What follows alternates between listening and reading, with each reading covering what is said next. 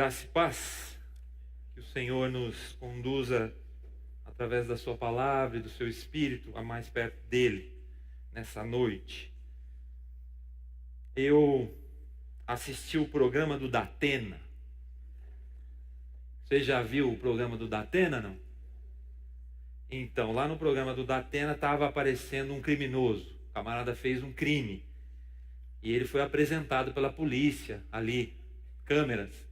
E esse camarada estava vestindo a camisa de um time de futebol.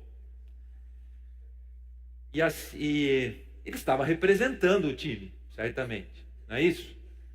E as redes sociais, elas ficaram repletas de comentários do tipo também. Olha aí. Que time tinha que ser? Tinha que ser esse time, esse camarada, esse time. Afinal de contas, esse sujeito, de algum modo, vestindo aquela camisa, era identificado com aquele time e o que ele fizesse de bom ou de ruim, de algum modo afetaria aquele time. Nesse caso, penso que afetou negativamente, não é isso? Já um outro dia eu estava no trânsito e eu percebi um camarada nervoso atrás de mim. Um carro, buzinando, nervoso. O sujeito berrava pela janela, bravo. E era imprudente no trânsito. Era um sujeito bem assim descontrolado. Mas o carro era o carro de uma empresa conhecida. Estava na porta o logo da empresa, o símbolo. E o sujeito estava com o uniforme da empresa. E eu fiquei pensando que tipo de empresa era essa que contratava aquele tipo de pessoa para ser motorista dos carros da empresa. Como é que podia ser aquilo, né?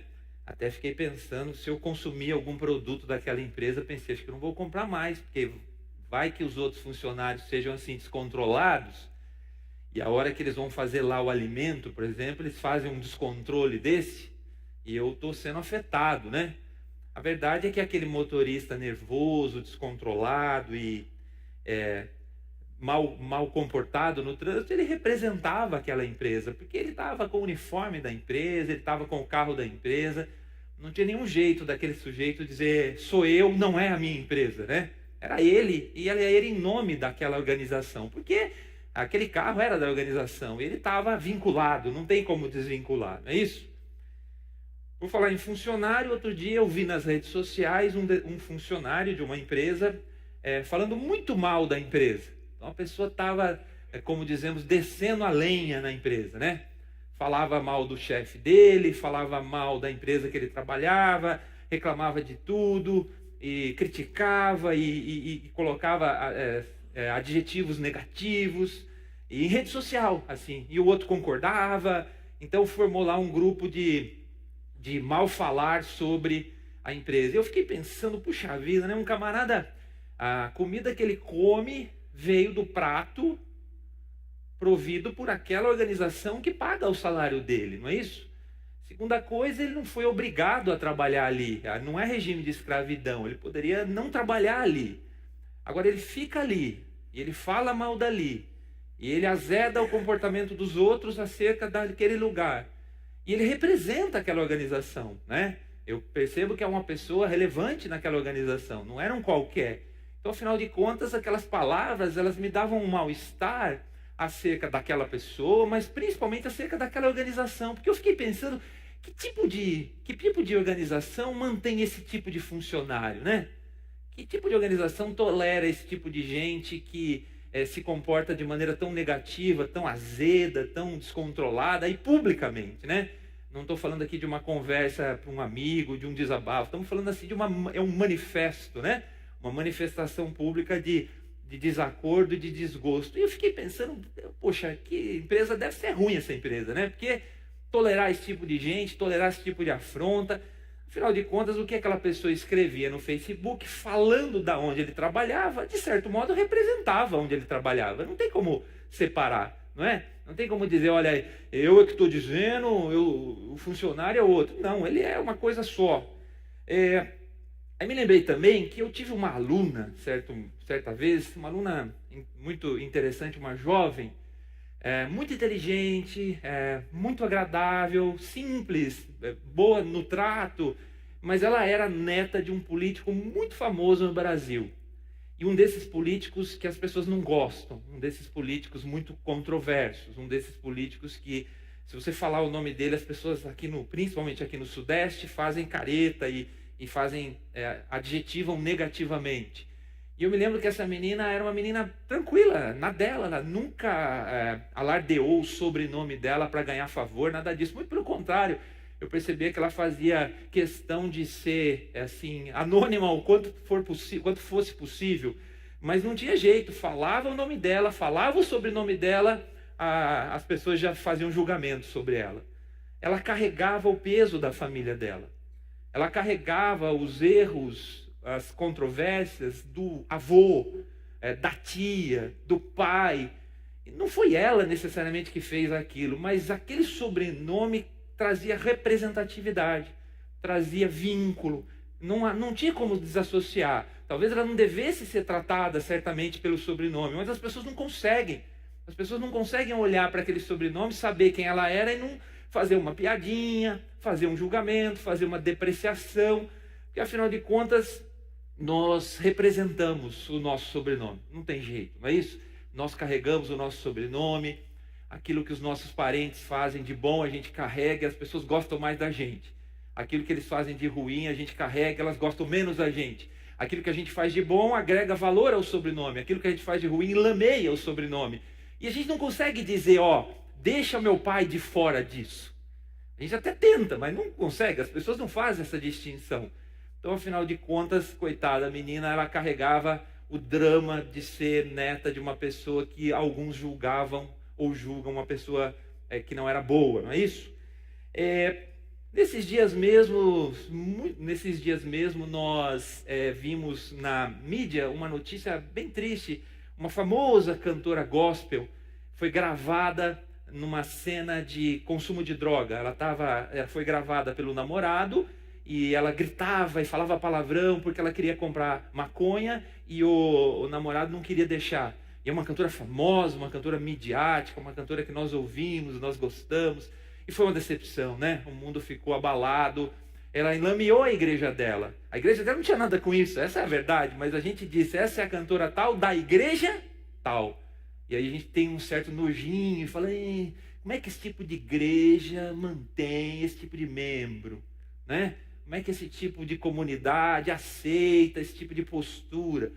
E embora a igreja certamente discordasse daquilo, nós achamos, ou as pessoas acharam que a igreja era responsável. E ela levou, junto com a atitude dela, certamente a igreja que ela frequentava e o evangelho também, né? Muitos descrentes disseram, é por isso que eu não quero ser crente, tá vendo? Se essa moça é crente, se ela vai à igreja, se ela canta para Jesus, e se ela consome droga e fala palavrão, Jesus não significa nada, né? Jesus não transforma nada, Jesus não é coisa nenhuma. Eu fico aqui, eu prefiro ser autêntico tranqueira do que ser crente fingido, do que ser crente que se comporta de um jeito na igrejinha e depois na vida do dia a dia se comporta do outro jeito, né?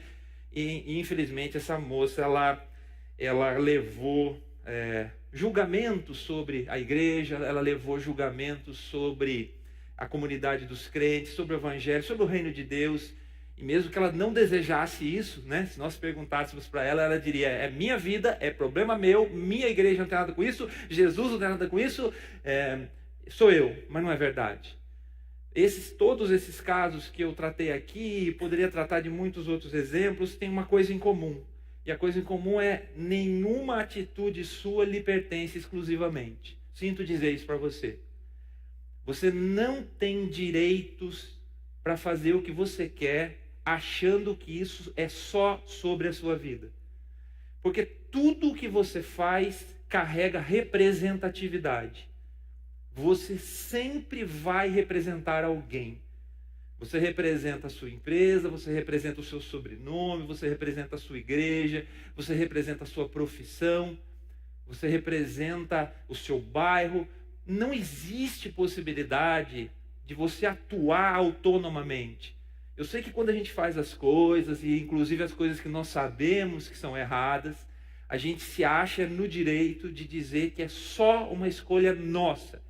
A gente se acha no direito de dizer, deixe a igreja de fora disso, deixe o meu pai de fora disso, fala comigo. Mas não é assim. Você sabe que não é assim. As pessoas põem num pacote só. Então, nenhuma atitude sua, nenhuma atitude minha me pertence exclusivamente. Tudo que eu faço carrega representatividade. Tudo que eu faço afeta positivamente a minha vida e os que eu represento. Afeta negativamente a minha vida e aqueles que eu represento. Então, nós precisamos ter realmente clareza de que nós somos representantes daquilo que a gente se vincula. E nesse momento eu queria falar do seu vínculo com a igreja. Queria falar do seu vínculo com essa igreja, com a igreja de Jesus Cristo. Veja só, muitos aqui vieram aqui, não foram obrigados, você veio, quero crer pela ação do Espírito Santo, inclusive. Daí você fez um curso de membro em que você aprendeu as doutrinas do Evangelho. Você pôde escolher ser membro ou não ser membro, mas você escolheu ser membro. Você assinou, pôs o seu nome numa assinatura formal, declarando que você iria andar nos caminhos de Jesus Cristo, iria se submeter à igreja de Jesus Cristo voluntariamente, sem coação, sem obrigação, sem contrapartida. Ninguém apontou uma arma na sua cabeça, não é isso? Assim foi o que eu fiz, foi o que você fez.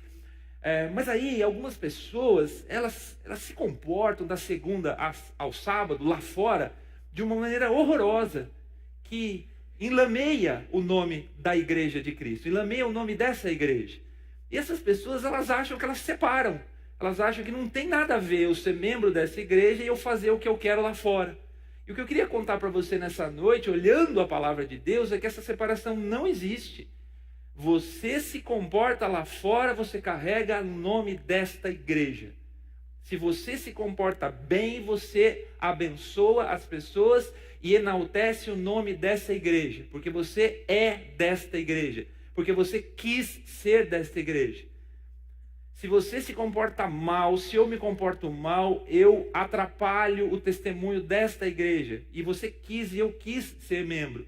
E note, alguns aqui não são membros, mas vem tanto aqui, e ainda bem que você vem, bem-vindo, que você é identificado como membro. Quantas vezes você já ouviu, eu tenho uma pessoa da sua igreja que fez uma coisa errada. Aí você tem que dizer, não, ele não é da igreja, ele frequenta, mas ele ainda não se tornou membro.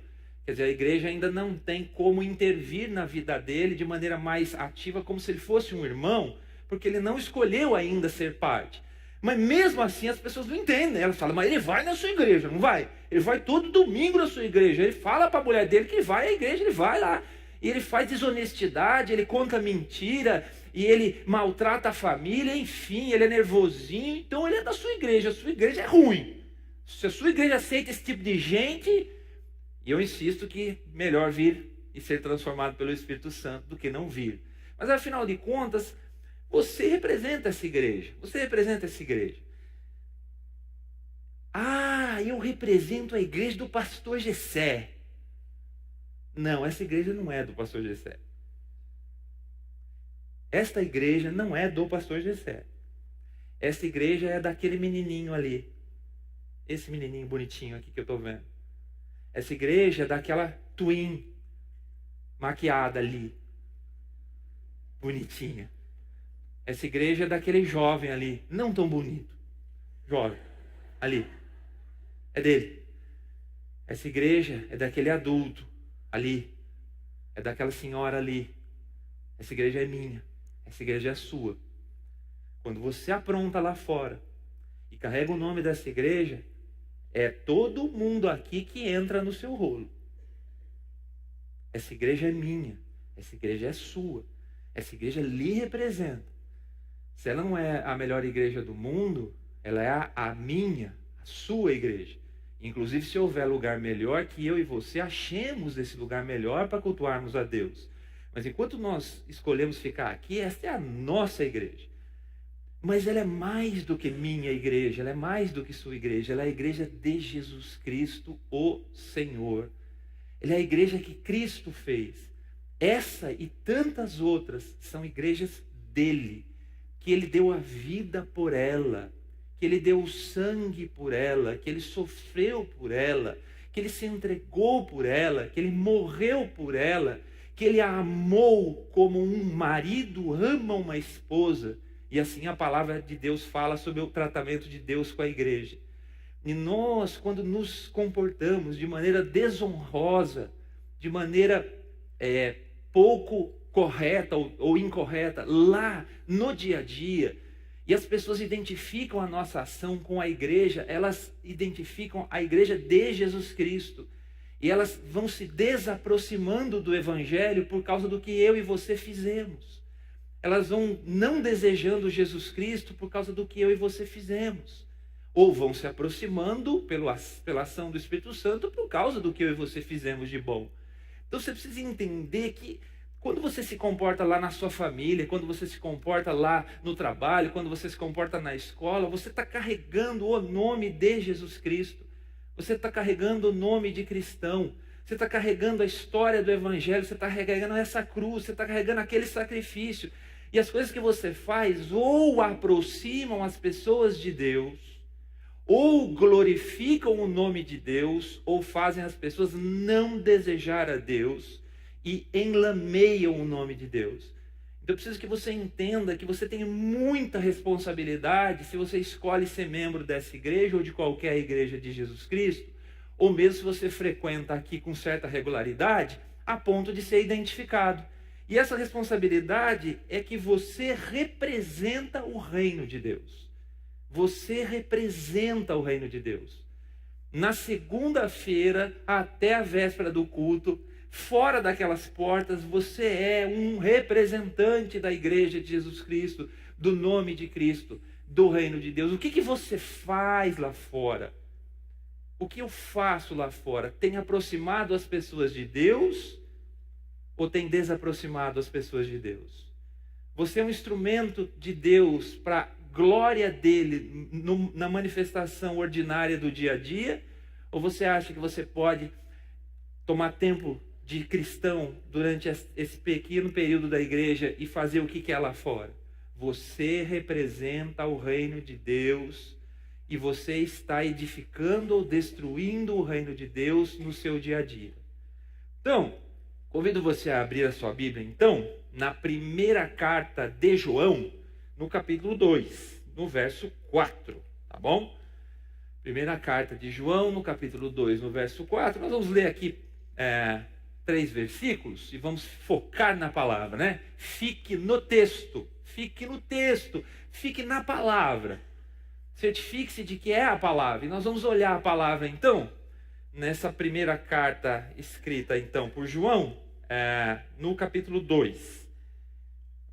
Vamos lá, diz assim, verso 4 até o verso 6. Se alguém diz, eu o conheço, mas não obedece aos seus mandamentos, é mentiroso e a verdade não está nele. Mas quem obedece à palavra de Deus mostra que o amor que vem dele está se aperfeiçoando na sua vida.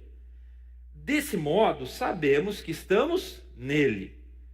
Quem afirma que permanece nele deve viver como ele viveu. Quem que é ele? Jesus Cristo, né? Então vamos lá, vamos pegar aqui especificamente o versículo 4 aí. Foque aí na sua Bíblia, mantenha a sua Bíblia aberta, fique de olho aí no versículo 4. Se alguém diz, eu o conheço. Então aqui, se alguém fala, eu sou crente. Se alguém diz, eu sigo a Cristo. Se alguém diz, eu sou da igreja de Cristo. Tá certo? Se eu falo isso, mas não sigo a palavra de Deus, mas eu não obedeço aos mandamentos revelados na Escritura. Então eu digo que sou da igreja, eu digo que amo a Cristo, eu digo que sou cristão, mas eu ajo no dia a dia fora da palavra. Seja porque eu não conheço a palavra, ou seja porque eu afronto a palavra. Mas eu não estou obedecendo a palavra de Deus no casamento, nos negócios, na escola. Eu não estou. Então, é mentiroso e a verdade não está nele. Então, observe bem o que o autor bíblico faz. Ele diz que se eu digo que sou da igreja de Cristo e eu coloco a roupa de crente, eu sou identificado como crente, Eu até boto um versículo no Facebook, no WhatsApp. Mas no dia a dia eu sou totalmente, ou seja lá quanto, contrário a Deus nas minhas atitudes, nos negócios, nos relacionamentos. Eu não me importo com a palavra de Deus, eu faço do meu jeito para eu me dar bem e ponto. O que eu sou então? Eu sou mentiroso e a verdade não está em mim. Veja que mentiroso é o diabo. Pai da mentira é o diabo, segundo a palavra de Deus. Então essa identificação de um crente falso no dia a dia é a identificação de um filho das trevas. Um que anda na mentira, que se engana inclusive, porque acha que Deus vai ajudar se vier domingo nessa igreja, ou em qualquer igreja. Se orar de vez em quando, se ler a Bíblia uma vez por semana, mas sem uma vida diária no temor do Senhor, sem uma vida diária que pague o preço de seguir a Cristo. Então atenta bem para isso. Você representa a igreja, e quando você diz que é de Jesus Cristo, quando você diz que ama a Cristo, mas na hora do dia a dia, nos seus relacionamentos, você se comporta de maneira contrária, você nega isso na sua prática. Então aí, se eu sou assim, eu sou uma pessoa que fala uma coisa, mas faz outra. Isso é o quê? Isso é a hipocrisia. Isso é o que as pessoas odeiam. Isso é o que afasta as pessoas de Deus. Isso é o que faz com que as pessoas não queiram a igreja. Porque elas dizem assim, você fala que é crente, você até me convida para a igreja, mas você é um funcionário horroroso. Você é um patrão horroroso, desonesto. Você é um profissional picareta, que gosta de atalhos, de mentira. Você é uma esposa terrível, você é um marido ausente. Você é um filho que não respeita os seus pais. Então escute bem, essa sua fé é fajuta. Essa sua fé é falsa. Essa sua fé não dura. Por quê? Porque Jesus não entra na sua vida. Jesus não transforma o modo com que você estuda. Jesus não transforma o modo com que você se relaciona com seus vizinhos. Então Jesus é teórico, Jesus não serve. Então escute bem o que a palavra de Deus diz. Você representa o reino de Deus com as suas atitudes. E você pode estar vivendo uma ilusão e uma mentira. Porque se o Espírito Santo não transforma o ordinário do seu dia, talvez o Espírito Santo não esteja em você. Você está se iludindo com religiosidade. E religiosidade perigosa, porque está te distraindo de encarar a necessidade de viver uma vida de crente de verdade, ou de viver uma vida do mundo de verdade e pagar o preço de ambas e o ganho de ambas. Mas o pior dos mundos é viver a mentira de uma vida fingida. Esse é o ponto da palavra. Vamos para o verso 5. Vamos lá. Mas quem obedece à palavra de Deus mostra que o amor que vem dele, de Deus, está se aperfeiçoando em sua vida. Desse modo, sabemos que estamos nele. Então, note bem o verso 5, ele faz o contraponto, né? Tem o que diz que é de Jesus, mas faz o que quer. Mas tem o que diz que é de Jesus, mas anda com Jesus.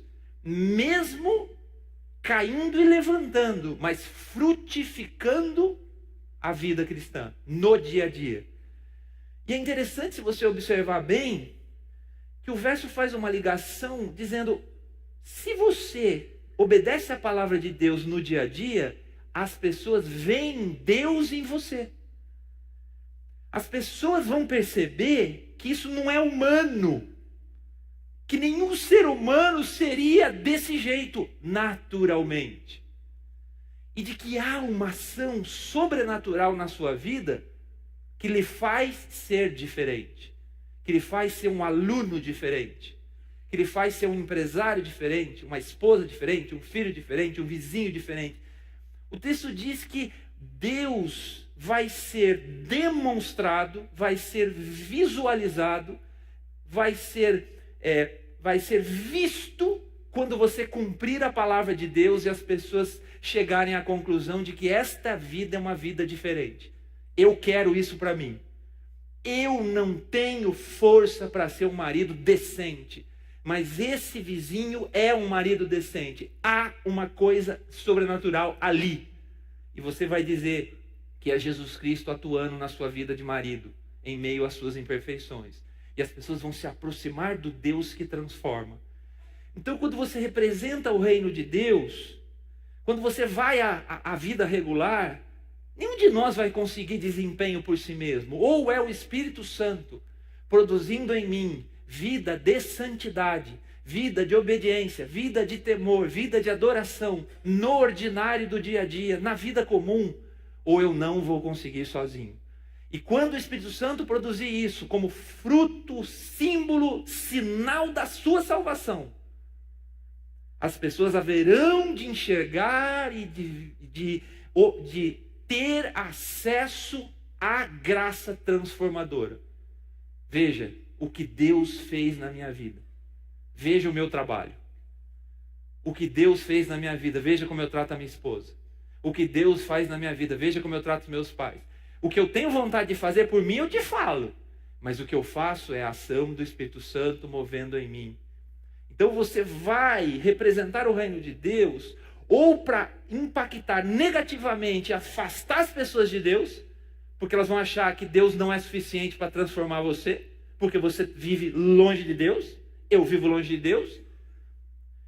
Ou nós vamos seguir a palavra de Deus, nós vamos andar no temor do Senhor e o Espírito Santo vai produzir fruto e as pessoas vão dizer: uau, que Deus incrível é esse que transforma as pessoas para que elas paguem o preço de segui-lo.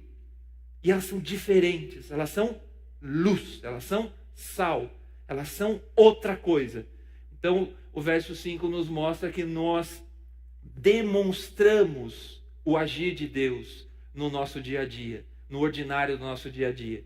E aí você pense agora, o seu ordinário do dia a dia leva as pessoas para perto de Deus, para que elas tenham acesso à graça, através do instrumento que é você, ou você afasta as pessoas pelo seu modo de agir? Verso 6. Quem afirma que permanece nele, deve viver como ele viveu. Olha aí. Quem afirma que é de Cristo, deve viver como Jesus Cristo viveu. Quem afirma que é de Cristo, deve pagar o preço que Jesus Cristo pagou. Quem afirma que é de Cristo, deve enfrentar o mundo como Jesus Cristo enfrentou, com a presença do Espírito Santo para nos ajudar. Então, você representa mais do que essa igreja. Você representa mais do que a mim e aos seus vizinhos de banco. Você representa o próprio Deus, que é identificado no seu trabalho e no ordinário da sua vida. E você é chamado nessa noite a viver segundo a palavra, a viver em temor, a orar: Senhor, eu sei que eu não tenho feito do seu jeito, mas eu me arrependo e eu preciso que o Senhor me ajude, porque eu quero ser impactante e quero aproximar as pessoas de Ti, porque eu represento o reino de Deus. Eu represento o reino de Deus. Pense um pouquinho na sua vida. Cadê as crianças? Vamos ver. Onde estão as crianças? Temos crianças? Crianças, olha aqui. Vamos falar com as crianças agora. Atenta bem, com você. Quando você vai para a escola, quando você brinca com seus amiguinhos, as pessoas enxergam Jesus na sua vida? Ou você é uma criança egoísta, que quer tudo para si? Dá figurinha para mim, eu quero todas, do mundo. Ou você é uma criança difícil? Será que você é uma criança que se move e as pessoas falam: uau, mas que criança diferente, como faz para ter uma dessa? Onde vende? Ou será que quando os vizinhos, os professores, eles olham para os seus filhos e falam para o seu pai assim: misericórdia, eu não sou crente não, mas vou orar por você. Eu vou orar, viu? Aproximou, né? Eu vou orar por você. Você é uma criança que obedece aos seus pais e que anda de acordo com a palavra de Deus para que Jesus abençoe a sua vida e você cresça? ou você é uma criança difícil, desobediente, rebelde. Crianças também precisam refletir a ação do Espírito Santo. Deus também tem graça para a vida das crianças, né? Os teens, os tweens, os jovens. Como é que você se comporta na escola? Colar é coisa de Deus? Isso é testemunho de crente? A sua linguagem, o que sai da sua boca, as suas postagens no Facebook, aproximam as pessoas de Deus, ou as pessoas dizem, e ele vai na igreja, hein? Meu Deus, que igreja é essa que aceita isso? Não é isso.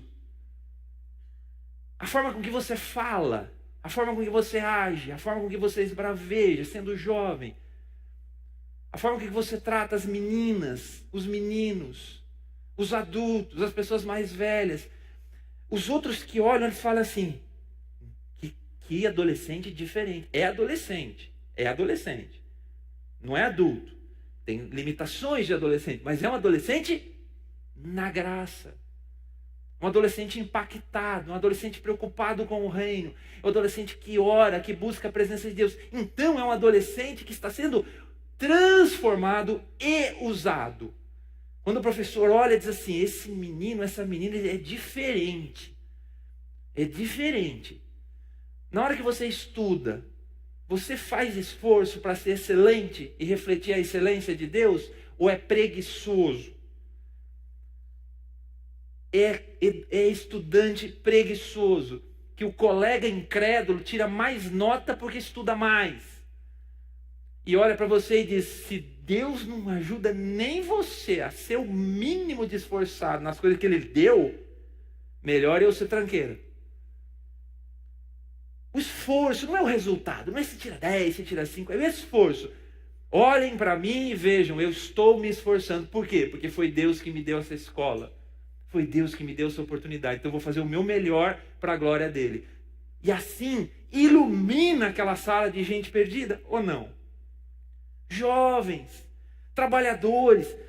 Como é que você se comporta? Adulto, como é que você se comporta no trabalho? Você trabalha. Quando alguém vê você trabalhando, fala, é coisa de Deus. Uau!